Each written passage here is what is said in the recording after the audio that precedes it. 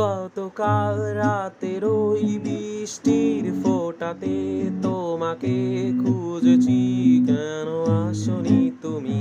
বিষাদের রঙেতে আঁকা কত যে আঘাত, তুমি নেই করে কাটছে প্রতি রাত।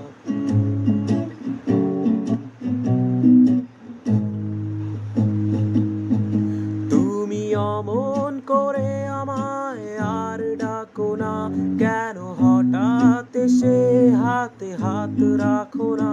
তুমি আর চোখে আর আমাকে খুন করো না, তোমাকে কাজলে টিপ বহুদিন দেখি না।